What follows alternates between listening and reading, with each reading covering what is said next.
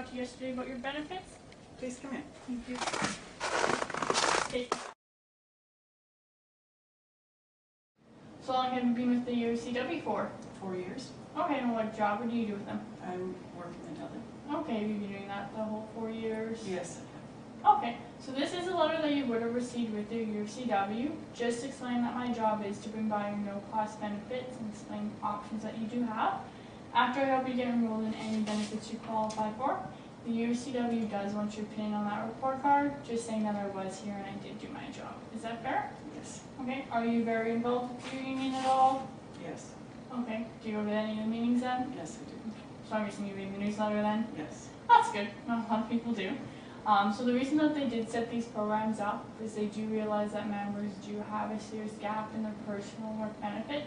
So they help fill in this gap by providing the program for their members. So they do have this out here for 5 reasons. 1, to inform you about the food bank.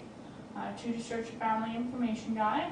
3, to qualify you for the benefits set up for members.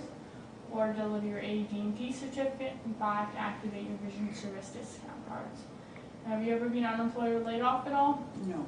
No? Okay. So we do collect food for members in a time of need.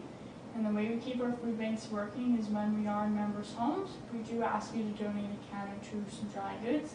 That way if anyone does get laid off and go on strike, we do have food for them. Is that something you'd like to donate for? Sure. Okay, so just remind me before I leave. So this is your family information guide.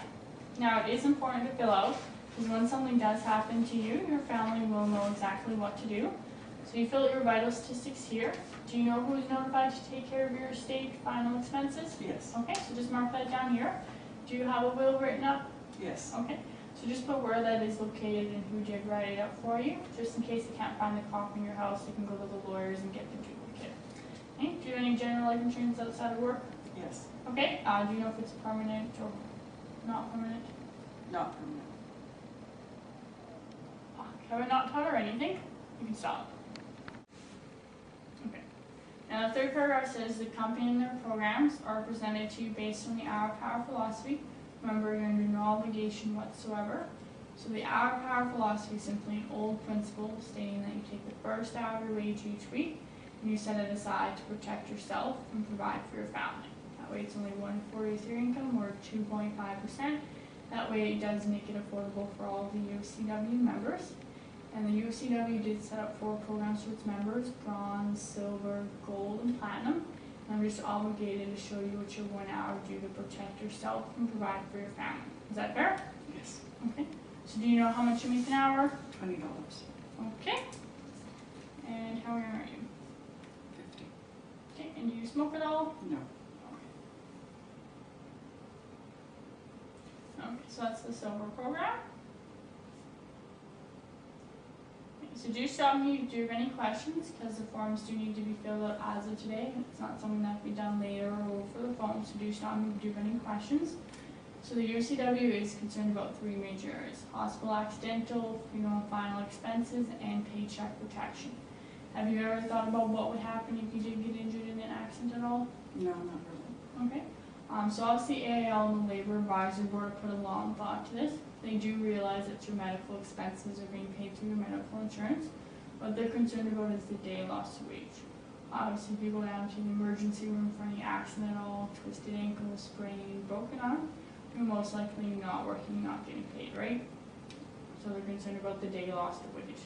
So anytime you go down to the emergency room for any accident at all, they're going to send you $100 for going down to the emergency room and getting that taken care of. So it's on or off the job. Now, if you are overnight in the hospital, there's obviously added expenses, travel time back and forth, and the expenses can start adding up, right? So they're going to send you $200 for up to 365 days per accident, which ends up being $1,400 per week. Now, the only exception to this is when you do end up in intensive care. It's obviously a life and death situation. Obviously, there's hotel costs, travel time back and forth. So they're going to send you $400 for up to 14 days, okay, which ends up being $2,800 per week. And then you go down to the regular wards to recover, and then that kicks in. Okay, does that help you out? Yes, it does. Okay. And the second area is your funeral and final expenses. Have you ever had to plan a funeral at all? No. Okay, so you realize though that the funeral home does require most of all the money up front, or does need to know where it's coming from? Yes. Okay, not a lot of members do. So obviously if a family doesn't have a program set up in place, they do have to take it out of their savings accounts or worse yet go down to the bank and get a loan. Not sure if you've ever heard about general life insurance taking 6 to 8 months to come in? No. Okay. So most general life insurance takes 8 months to come in. So obviously if your funeral is a week after, the family still has to pull it out of their savings accounts or worse yet go down to the bank and get a loan. So what the UCW created is the freedom of choice. So all you do is go down to the funeral home of your choice. The funeral director calls the 1-800 number, and then all the funeral and final expenses are taken care of after that. That way the family doesn't have to worry about dealing with them. They have proper time to grieve without worrying about the invoice bill. Okay, that makes sense? Yes. Okay. Okay, so they set up $12,000 for your freedom of choice, and it's any cause of death at all. So whether it's old age, you're into an accident, any reason why you're still not alive, and it comes in 24 hours after you die to take care of those funeral and final expenses. Now, if you do die in an accident, it is usually before the age of 70, so they're going to send you an additional $20,000 on top of your freedom of choice. Do you know what the most common type of accident is? No. It's auto-related, so they're going to send you $40,000 on top of your freedom of choice. And a common care is anything like a plane, train, or bus, and you think you were paying fare for, we'll send you an additional $100,000 on top of your freedom of choice. Now, the UCW set these stories up because obviously it's a phone call into your family saying, I'm sorry, but your wife or mother has died in an accident and they most likely stopped working the next day, and saying you're 95 years old and you know you might die the next day. Okay, that makes sense? Yes. Okay. Now, the third area that the UCW is concerned about is your paycheck protection. Obviously, if you're driving home from work tomorrow and get into an accident, have a heart attack or a stroke, and you die, your paycheck has stopped coming in, right? But the bills still need to get paid. So obviously, if your general life insurance is taking 8 months to come in, your family has no way to pay for the bills with no paycheck or insurance coming in. So what they created is the paycheck protection. It's like a readjustment income that comes in each month for up to 1 year. That way your family doesn't have to worry about dealing with it. They have proper time to grieve. Once your general life insurance kicks in, you're not reimbursing for 8 months of bills and the funeral and final expenses. Okay, so they set up $2,000 to come in each month for 1 year. And it's any cause of death at all, so it comes in right after the freedom of choice the very same month to pay for those monthly expenses. Okay, that makes sense? Yes. So after 3 years you do the program. If things ever did become financially tight, there is enough money in the program to pay for itself, so you don't ever have to worry about losing it. At the age of 65, you are done paying for the program and you do keep it for the rest of your life.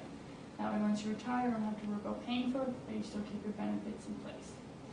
Now if you're diagnosed with a terminal illness that you aren't going to live longer than a year, they will allow you to take up to 50% of the paycheck protection and the freedom of choice to use as a bucket list, and then the rest goes into your family.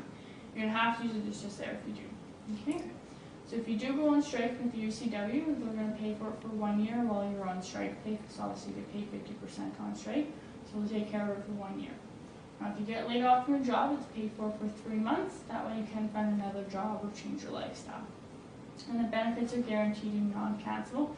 So once you are approved, no one can take them away from you. They are yours for the rest of your life. And they do come in 100% tax-free.